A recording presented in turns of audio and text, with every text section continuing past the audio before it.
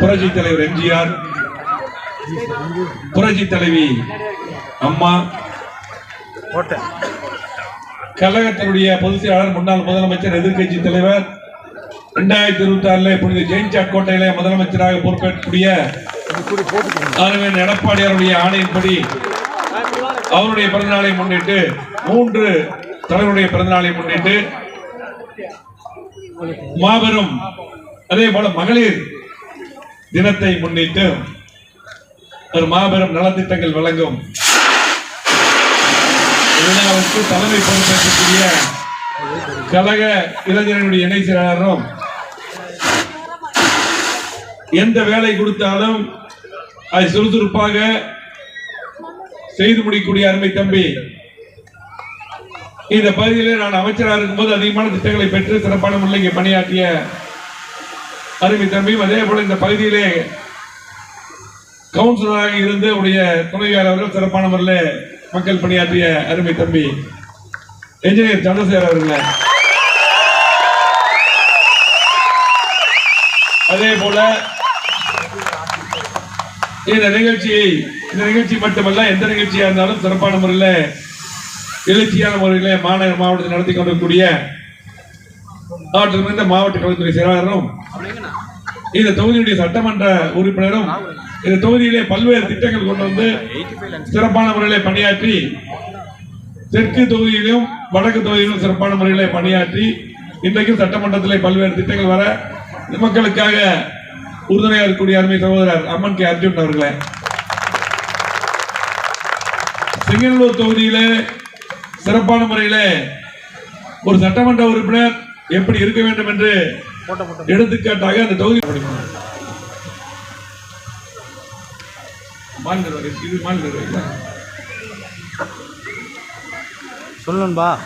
நிர்வாகிகள் பொன் ராஜேந்திரன் அவர்களை சொல்லியாச்சு, விமல் சோம் அவர்களை விளக்க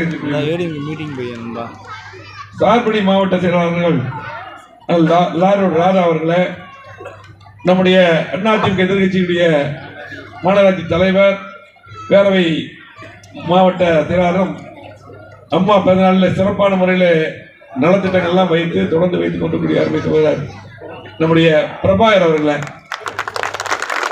நம்முடைய மகளிர் அணி குணசுந்தரி அவர்களை, அருணி பொம்பையா ராஜேஷ் அவர்களை, மாணவனி மணிகண்டன் அவர்களை, ஐடி சக்திவேல் அவர்களை, சிறுபான்மை பிரிவு அமீத் அவர்களை, விவசாய பிரிவு கனகராஜ் அவர்களை, வழக்கறிஞர் பிரிவு சந்திரசேகர் அவர்களை, கலை பிரிவு குத்புதீன் அவர்களை, நம்முடைய பகுதி செயலாளர்கள், இந்த பகுதி செயலாளரும் இந்த நிகழ்ச்சியை முன்னிலை பொறுப்பேற்று நடத்தி கொண்டிருக்கூடிய அருமை சகோதரர் கிருஷ்ணசாமி அவர்களை,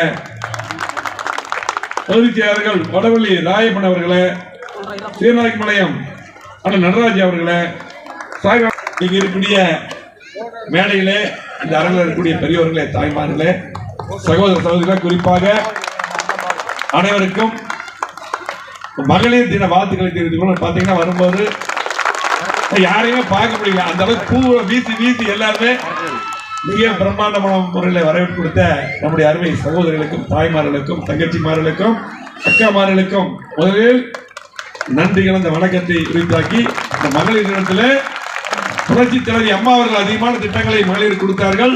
அந்த அடிப்படையிலே இன்றைக்கும் மகளிர் தலைநிமிர்ந்து வாழ்ந்து கொண்டிருக்காங்கன்னா அம்மா தான் காரணம். எல்லாத்துக்கும் ஈக்குவல், என்னென்ன ஆண்களுக்கு இருக்கு அதெல்லாம் பெண்களுக்கு இருக்க வேண்டும் என்று சொன்னவர் புரட்சி தலைவி அம்மா. மகளிர் கமாண்டா படை, மகளிர் காவல் நிலையம், மகளிருக்கு என்னென்ன தேவை எல்லாமே. இன்னும் பாத்தீங்கன்னா தாலிக்கு தங்கம், நீங்க பார்த்தா கர்ப்பமான குழந்தை பிறக்கிறவர்கள் எல்லாமே தாய்மாமன் வீட்டு சீதனமா அம்மா தாயாக இருந்து எல்லாம் கொடுத்தாங்க. அம்மா வந்து 2000 மீண்டும் முதலமைச்சராக வரும் பொழுது கொடுத்த 3 பொருள் தாய்மார்களுக்கு தான். மிக்சி, ஃபேன், கிரைண்டர் இல்லையா, இப்படி பார்த்து பார்த்து கொடுத்தாங்க. அந்த மிக்சி, ஃபேன், கிரைண்டர் கொடுக்கும் போது அம்மனுக்கு தம்பிக்கு தெரியும், நான் தான் அமைச்சர் சிறப்பு திட்டம் அம்மா. அப்ப சிறப்பு திட்டத்தில் மடிக்கணினியும் மிக்சி, ஃபேன், கிரைண்டரும் பாத்தீங்கன்னா அங்க போறோம், அம்மா வீட்டுக்கு எல்லாம் சாம்பிள் காமிக்க போனோம். போயிட்டு எல்லாம் காமிச்சிட்டு அம்மா வந்து கிட்டத்தட்ட நாங்கள் ஹோட்டலுக்கு போய் நாங்கள் எங்கள் செக்ரட்டரி எல்லாம் போய் காமிச்சிட்டு வச்சுட்டு வந்துட்டோம். அம்மா சரி நைட் பார்த்துருவாங்க. பார்த்து அடுத்த நாள் கூப்பிட்டு அம்மா சொன்னாங்க, ஃபேன் ஓகே, கிரைண்டர் ஓகே, இந்த மிக்சிக்கு வந்து நாங்கள் வந்து அந்த ஒரு ஜார் மேலே வச்சு ஒரு ஜார் எடுத்துட்டு போனோம்.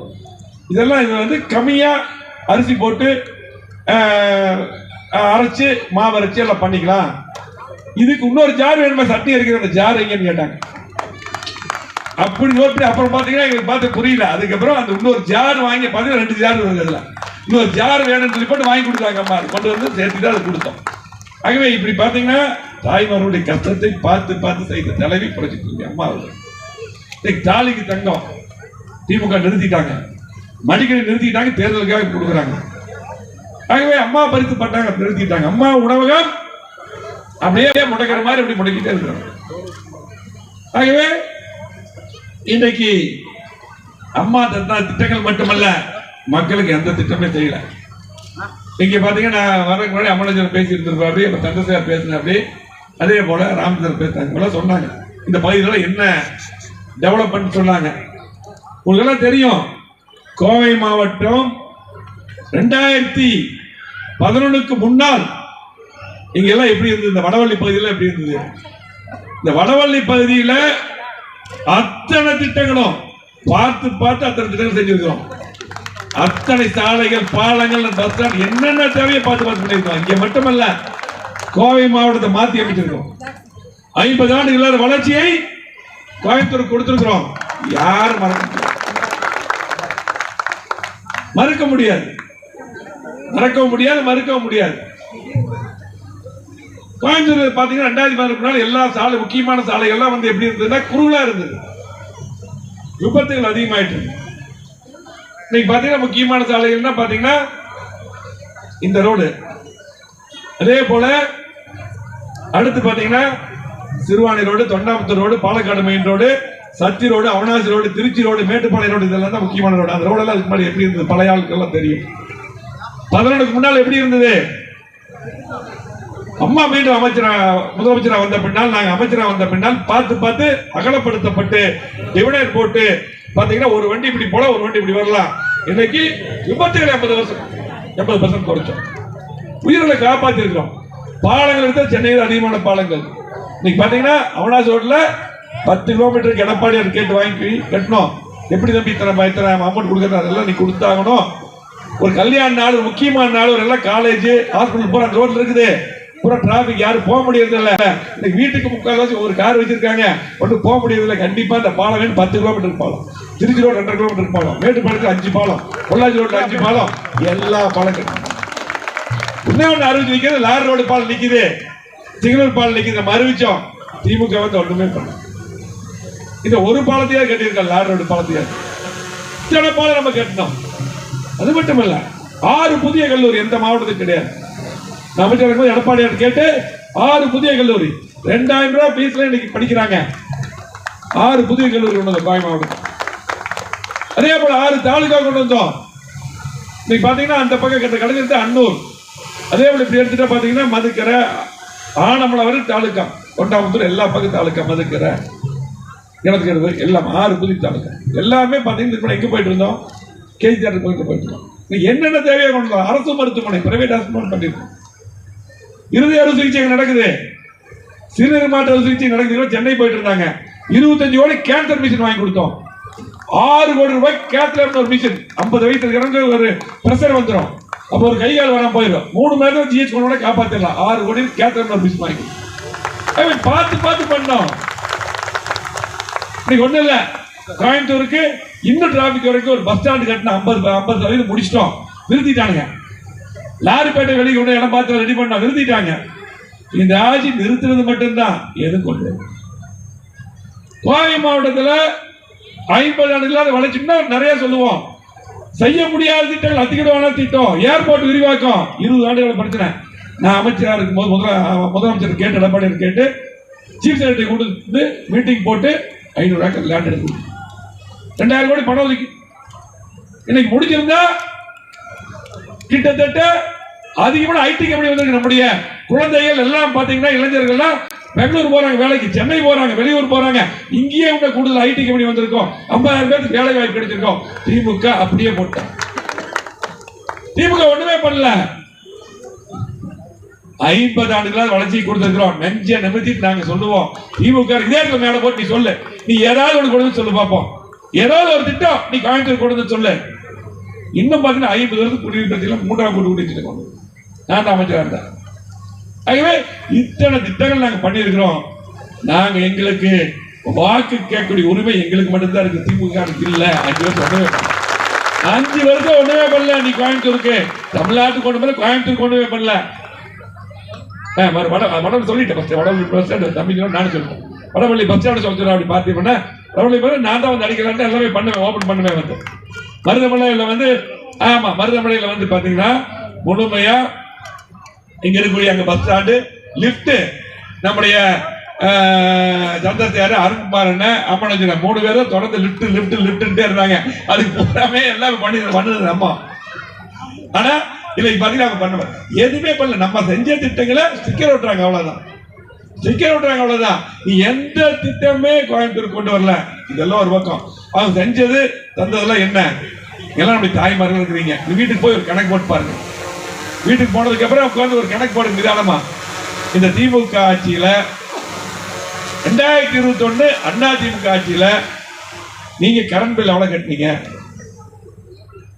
இன்னைக்கு எவ்வளவு கட்டுறீங்க? சொத்து வரி எவ்வளவு கட்டுறீங்க? 21 அம்மாவுடைய ஆட்சி எடப்பாடி முதலமைச்சர் இருக்கும்போது நாங்கெல்லாம் அமைச்சராக இருக்கும்போது நீங்க எவ்வளவு கட்டுறீங்க? பால் எவ்வளவு விலைக்கு வாங்கினீங்க? பால் விலை எவ்வளவு? இன்னும் கட்டுமான பொருட்கள் யாராவது வீடு கட்டினா கட்டுமான பொருட்கள் அப்ப 21 எவ்வளவு இருந்து இப்ப எவ்வளவு இருக்கு? நீ ஒரு ஜல்லி இன்னைக்கு வாங்க முடியுமா? சிமெண்ட் எவ்வளவு வாங்க முடியும்? ஒரு லோடு மண்ணு, ஒரு சட்டி மண்ணு நீ சொந்த இடத்துல தான் வந்து பில் போட்டுருவான். உடனே வந்து வசூலுக்கு ஒரு சட்டி மண் எடுக்க முடியாது. சாதாரண ஒரு 2 ஏக்கர் வச்சிருக்கக்கூடிய விவசாயி ஒரு மாட்டுக்கு ஒரு மழை வந்ததுன்னா பாத்தீங்கன்னா ஒரு மாடு கட்டுற இடத்துக்கு வந்து ஒரு 10 சட்டி மண் எடுக்க போட முடியல. இன்னைக்கு வழக்கு போடுறான், கலெக்டர் கூப்பிடுறான், வழக்கு போடுறான் இன்னைக்கு காவல்துறை. ஆகவே இன்னைக்கு அப்பெல்லாம் நீங்க என்ன ரேட்டுக்கு வாங்குனீங்க, என்ன விலைக்கு, இப்போ என்ன விலை? 5 வருஷமா எங்களை பார்த்து எப்படி ஏமாத்திக்கான்னு பாத்துக்க. நீங்க வீட்டுக்கு போய் கணக்கு போட்டு பாருங்க. இப்ப என்ன பண்றாங்க? நான் 3 மாசம் 1000 உங்களுக்கு போடுறேன், 3000 ஒட்டுக்கா போடுறேன். அதே போல கோடைக்கால நிதி 2000. கோடைக்கால இதுவரை வரவே இல்லையா? இப்ப கோடைக்காலம் வந்துதா? சரி, 3 மாசம் சேர்த்து போட்டீங்க. சரி, மாசம் 1000 ரூபாய் நீ கொடுக்குன்னு சொன்னீங்கல்ல தேர்தல் நேரத்தில் 2021 எல்லா குடும்ப தலைவர்களுக்கு 1000 சொன்னீங்கல்ல. எப்ப கொடுத்தீங்க? கிட்டத்தட்ட 28 மாதம் கழிச்சு எடப்பாடியார் நாங்களும் சட்டமன்றத்தில் வரீங்க. அம்மன் ஜெயராமன் உட்கார்ந்துருக்காங்க. சட்டமன்றம் போராட்டம் நடத்தி இது கொடுக்கோன்னு சொன்னதுக்கு அப்புறம் நாங்க வற்புறுத்தி ஆர்ப்பாட்டம் நடத்தி போராட்டம் நடந்ததுக்கு அப்புறம் நீங்க 1000 பாதி பேருக்கு கொடுத்தீங்க இல்லையா? பாதி பேருக்கு கொடுத்தீங்க. சரி, இப்ப வந்து தேர்தல் வந்துருச்சு, மத்திய அரசு நிறுத்திடும். மத்திய அரசு நிறுத்தி எப்படி எல்லாம் மத்திய அரசு மேல சொல்லி பொய் சொல்லி தேர்தலே வந்து மத்தியில பாரதிய ஜனதா கட்சிக்கு திமுக தேர்தல் சொல்லி பேசுறாங்க. இதெல்லாம் மக்கள் எல்லாம் முட்டாள நினைச்சு பேசுறோம். எப்படி இன்னைக்கு 3 மாசம் பாரதிய ஜனதா கட்சி நிறுத்தின்னு சொல்றீங்க? ஒரு ஆன்கோயிங் ஸ்கீமை எப்படி நிறுத்த முடியும்? ஒரு ஆன்கோயிங் ஸ்கீமை எப்படி நிறுத்த முடியும்? அவ்வளவெல்லாம் விவரம் இல்லாதவங்களா இருக்காங்களா? நீ விளம்பரத்துல, பேப்பர்ல, டிவில, யூடியூப்ல என்ன வேணாலும் சொன்னா எல்லாம் நம்பிக்க முடியுமா?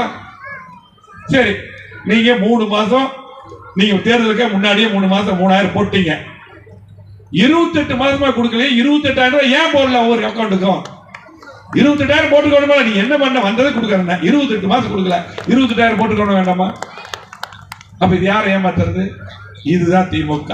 ஆகவே நீங்க பாத்தீங்க, இது மட்டும் இல்ல, 3000 5000 போட்டு பொங்கலுக்கு 3000 எல்லாம் கொடுத்துட்டு, ஆனால் 1000 2000 5000 போட்டுட்டு 21 நீங்க எல்லா பொருளும் பாத்தீங்கன்னா அரிசி எவ்வளவு வாங்குனீங்க, எண்ணெய் எவ்வளவு வாங்குனீங்க, பருப்பு எவ்வளவு வாங்குனீங்க, சர்க்கரை எவ்வளவு வாங்குனீங்க, எல்லாம் கணக்கு போடுங்க. கரண்ட் பில் எல்லாம் சேர்த்து போட்டீங்கன்னா ஒவ்வொரு குடும்பத்திலையும் இந்த 5 வருஷமா திமுக எடுத்தது ஒவ்வொரு குடும்பத்துக்கு 4 லட்சம் 5 லட்சம் போயிருச்சு பணம். என்ன திமுக எடப்பாடி முதலமைச்சர் இருந்திருந்தா 5 லட்சம் ரூபாய் ஒரு குடும்பத்துக்கு மீதி. போய் கணக்கு போட்டு பாருங்க. நான் விளையாட்டுக்கு பேசல, சிந்தித்து பாருங்க. ஒவ்வொரு குடும்பத்துக்கும் 5 லட்சம் ரூபாய் உங்க பணத்தை எடுத்துட்டாங்க. என்ன திமுக அம்மாவுடைய அந்த பணம் கூட்டி இருந்திருக்கும். எடுத்துட்டு 2000 3000 5000 கொடுக்குறாங்க. ஆகவே இப்படிப்பட்ட ஆட்சி தேவையா சொல்லி சிறப்பான நிகழ்ச்சியை ஏற்பாடு செய்த அருமை தம்பி சந்திரசேகர் அவர்களுக்கும் மாவட்ட அம்மன் அவர்களுக்கும் சட்டமன்ற உறுப்பினருக்கும் அத்தனை நிர்வாகிகளுக்கும் இது உறுதுணையாக பாடுபட்ட அத்தனை தம்பிகளுக்கும் பொறுப்பாளர்களுக்கும் நன்றி கூறி இந்த பகுதி செயலருக்கும் நன்றி கூறி விடைபெறுகிறேன். நன்றி, வணக்கம். பரணி, சந்துரு, கௌதம், கோகுல், திலீப், முத்துப்பாண்டி, முருகன், ஸ்ரீராம், அருண்குமார், கலை.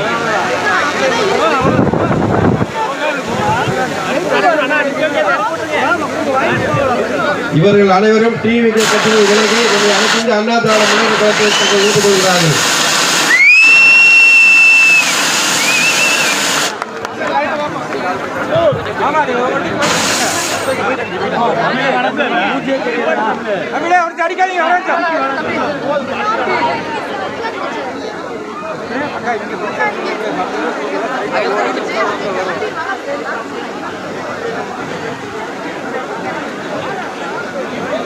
யாரும் மகளிர் எந்திரிக்க வேண்டாம், அங்கேயே கீழே உட்காருங்க, அங்கேயே பொருள் கொடுத்துருவாங்க. யார் எந்திரிக்க வேண்டாங்க, அப்படியே உட்காருங்க.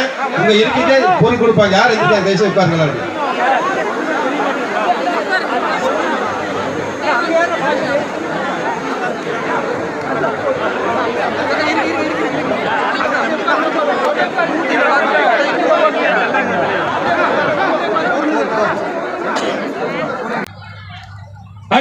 தேர்தல் நேரத்தில் என்ன வேணாலும் பண்ணுவாங்க.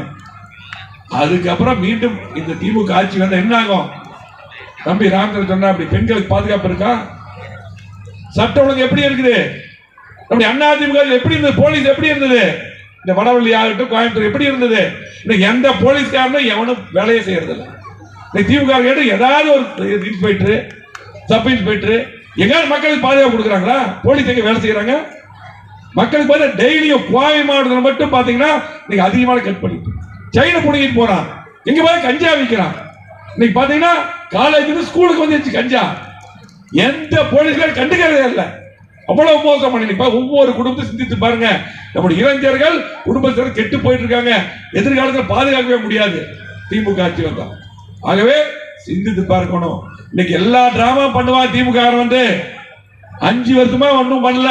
இந்த மாநகராட்சியில நம்முடைய சர்மலா கவுன்சிலர் இருக்காங்க, பிரபாகர் இருக்கா, அப்படி ரமேஷ் இருக்கா, அப்படி அவங்களுக்கு தெரியும். இன்னைக்கு 5 வருஷமா எதுவுமே பண்ணல. ஒரு குப்பை எடுத்திருக்கானா? ஒரு மருந்து அடிக்கிறானா? நம்முடைய ஆட்சி எப்படி இருந்தது? கொரோனா வந்தது எப்படி நான் பாதுகாத்தோம்? எடப்பாடி ஒரு மாவட்டம் வந்தார், அமைச்சரா இருந்தேன். வாரம் மீட்டிங் போன கலெக்டர் கொடிசியால படுக்கை அதிகம் பண்ணோம்.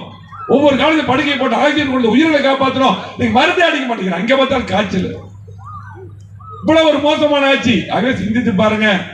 இன்னைக்கு பாத்தீங்கன்னா தேர்தல் நேரத்துல ஏமாத்துவான், என்ன வேணும் பண்ணுவான், டிசைனா போய் சொல்லுவான், விளம்பரம் பண்ணுவான் திமுக. ஆனா ஒன்னே ஒண்ணு சொல்றேன் திமுக, நீ என்ன குட்டிக்கணம் போட்டாலும் கோவை மாவட்டம் அண்ணா திமுக கோட்டை, எந்த மாற்று கிடையாது.